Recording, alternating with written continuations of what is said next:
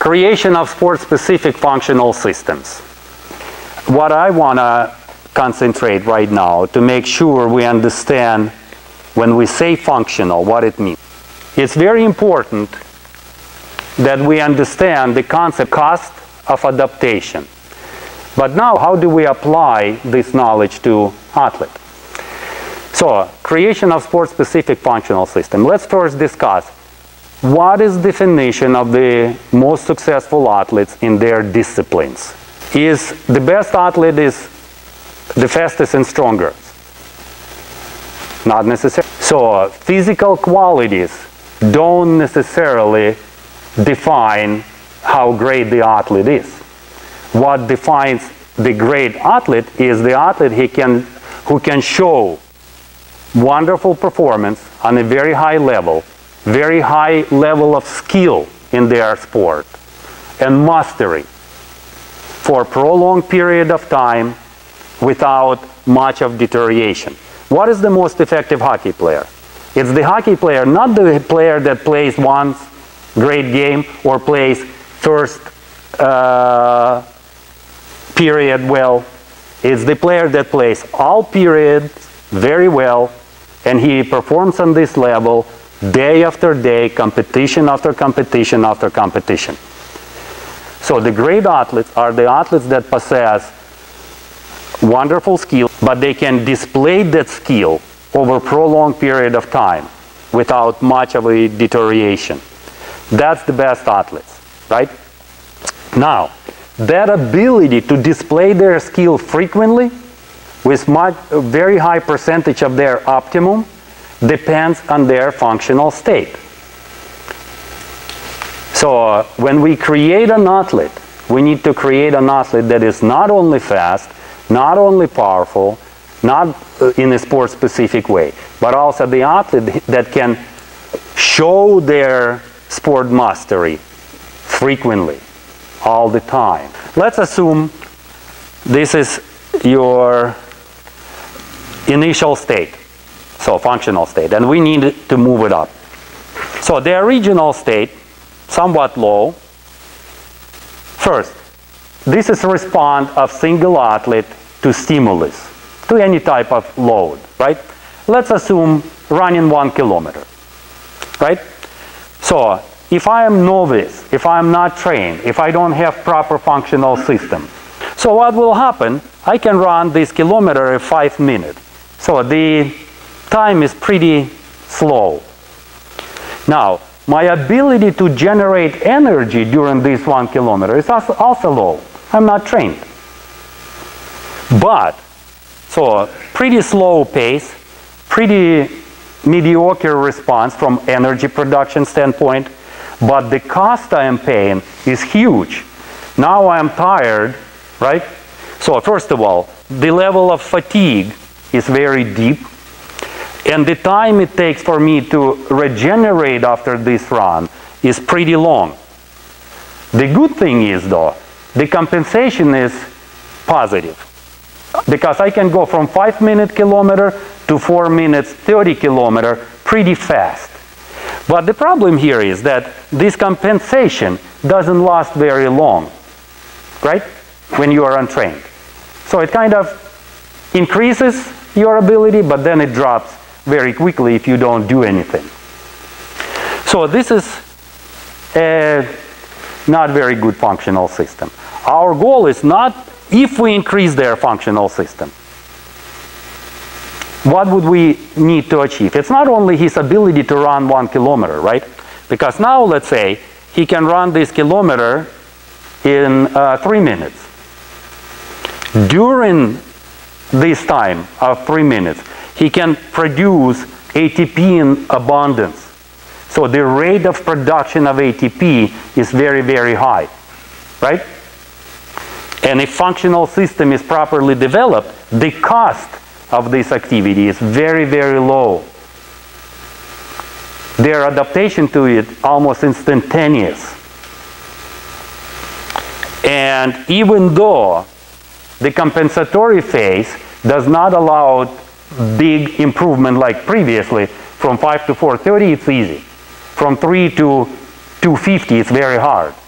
But the difference is when these windows of compensatory state opens, it stays open for a long period of time. So let's call this A type of responder and B type of responder. Now, I can improve functional system to this level, but still have this type of responder, right? That produces little, pays very high cost, but performs very well. Problem with that outlet will be, it's the outlet that shows great result once, and then you need long period of time before he can reach the same level again. So you fail, in other words, because most of the sports you're working with requires performance, if a couple times a week, right? Or at least once a week. Doesn't matter what sport you work. The goal of the coach, we need to convert A type of responders to, let's say, B type of responders, together with improvement of their performance level. This is what we call train the trainability. The person, this type of responder, can produce a lot more quality work with much smaller cost to pay. Right? So they adapt differently. If I'm this type of model and you are this type of model and we are genetically identical, like everything is identical about us. When I'm here, this type of responder, I can do 10 times 100 meters and adapt to it successfully and pay low price. You, even though we are identical, but we just train differently, can do only 2 times 100 meters per workout. I will beat you eventually because I can do more quality work. I can create a different type of adaptation. So that's why we need cost of adaptation is almost everything. Because once again, improve this result is not that problematic. So let's discuss true examples. First of all, youth long distance program in former Soviet Union. I don't know what it is now. Let's discuss what it was before. When we talked, if you look at our junior performance of long distance runners, there was no equals. Even Kenya could not compete. We won everything as a juniors. Why? Because this level was very high, but the response was like this. We had high intensity program all the time. By the time they moved into adult sport, the performance stagnated, and even worse, when we start looking at their cardiac systems, it already started show what we call dystrophy of myocardium. It's a Russian term, medical term. It means the heart muscle already start developing scarring. So the cost they pay for that high performance in young age was too high. Which means what? The long-term cost will be even higher because these people will die earlier. Now, if you look at statistics in the United States, if you are a professional athlete, you are more likely to die in younger ages than couch potato.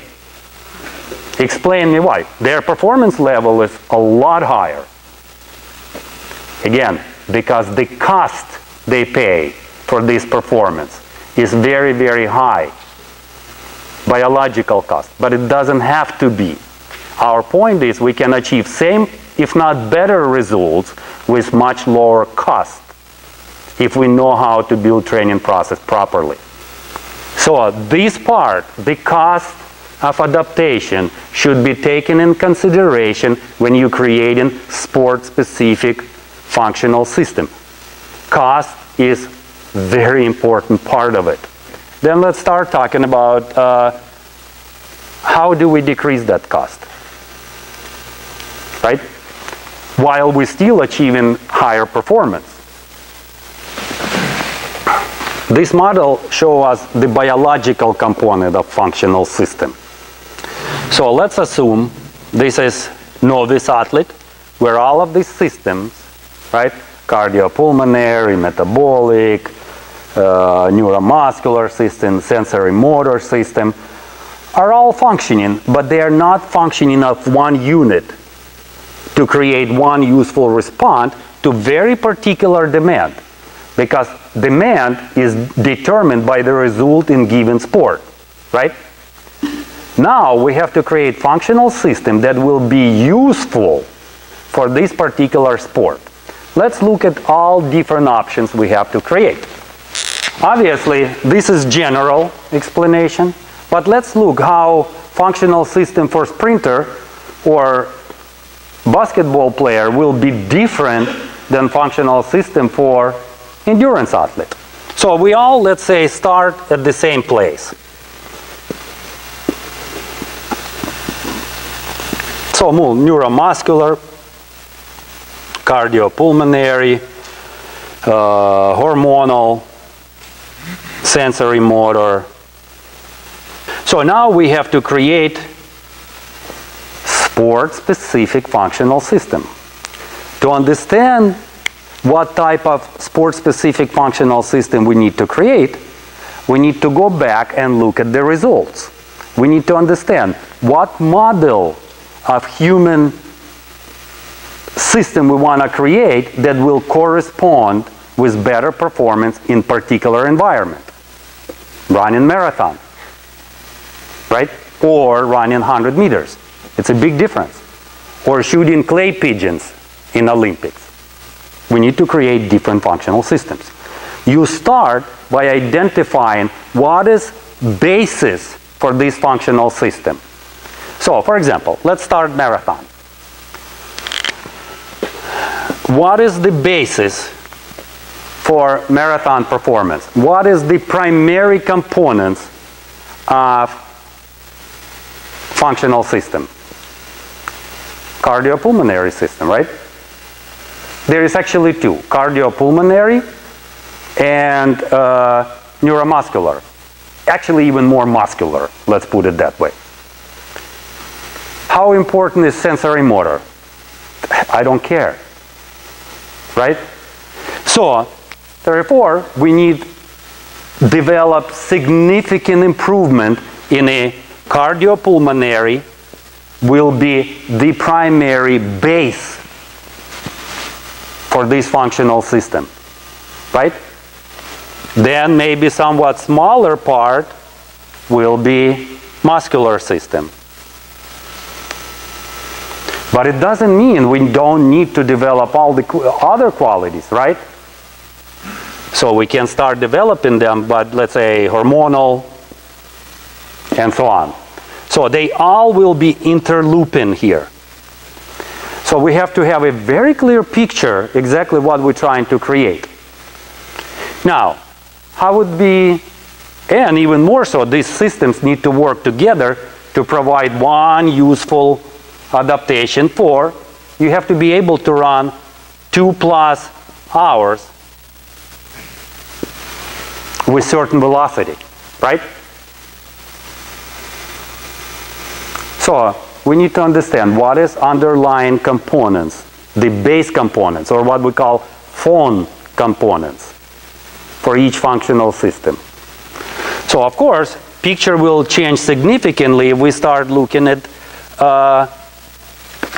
shooter, right? So I need to shoot clay pigeons all the time. What would be the phone system for him? What is it we need to make sure that functions at very high level? Sensory motor system, of course. Now, in this functional system, sensory motor will be the primary component.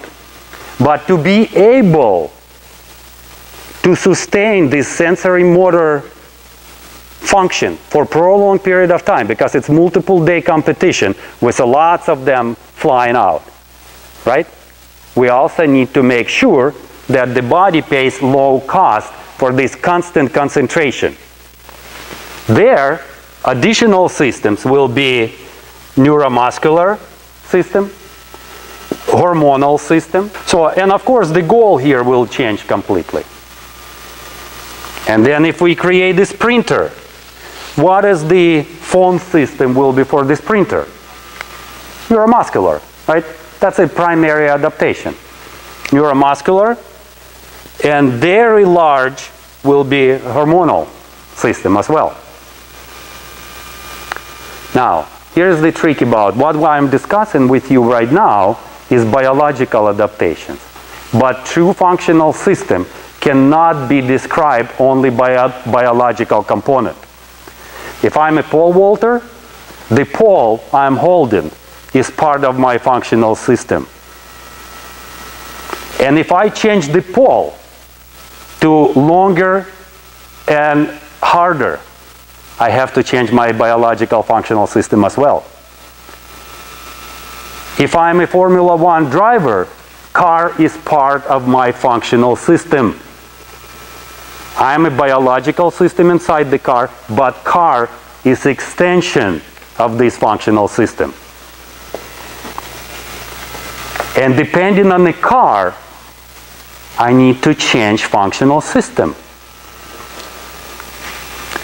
So, which means what for us? Functional system is created over a long period of time and it adapted to particular tasks to achieve particular results. And if they are successful at achieving these results, be very careful at changing their patterns. What do I mean by that? We very often approach and we look at the player, let's say take football, also true stories. And we say, well, this player kind of disbalanced. They can't keep their balance very well. If you put them on one leg, they start falling off. So what is your immediate reaction? Let's fix this problem. This is the worst thing you can do, because if this player is successful, this disbalance is part of their functional system. Very often, these disbalance make them so successful that they are, because their movement pattern is so tricky that opponents cannot read it. If I spend too much time now fixing this disbalance, I need to understand now I have to break the functional system that's been created over years in this person and create new one. And it's not an easy thing. We need to clearly understand what type of functional system we're trying to create. So what type of tools they are using will affect what type of functional system you're trying to create. Their biomechanics will also determine what type of functional system you need to create. You cannot train the same way Michael Johnson and Usain Bolt. Why? Their style is different. If their style is different, so should be functional systems that support this style. Right? It's very simple, really. So we need to clearly understand, first, pre-check analysis, everybody you coach, what is their genetic predisposition, what their biomechanical makeup, what tools they are using as extension of their functional system. And only after that you can derive precisely what biological adaptations you need. So first, what is the goal? The goal, unlike weightlifting, sprint, or marathon, will be ability to display their skill, or let's call it sports mastery. But our goal is to make sure these athletes can display their sport mastery for long period of time. So sport mastery plus sport specific work capacity. We want to make sure they have very high work capacity in their chosen activity, right? So these go hand in. That's our ultimate goal for a hockey player. Now we need to go back and orient ourselves to the athlete. What type of model of athlete we have to create that will achieve this? Well, where do we start? We start with what is their genetic predisposition? Would I try to achieve this for a person who is primary slow twitch fiber the same way as the person who is fast twitch fiber? No, I will not. Because they will not respond to the same training. One of them will achieve this goal, but not the other. So I need to make sure I create very specific functional system. Because then on the micro level, we need to install different adaptations. But on the macro level, they will improve the same components. Then it all starts here. You need to first very clearly understand what you have to work with. You need to clearly understand, okay, if this is the final result, this is the functional system I need based on input from here, and then you execute it.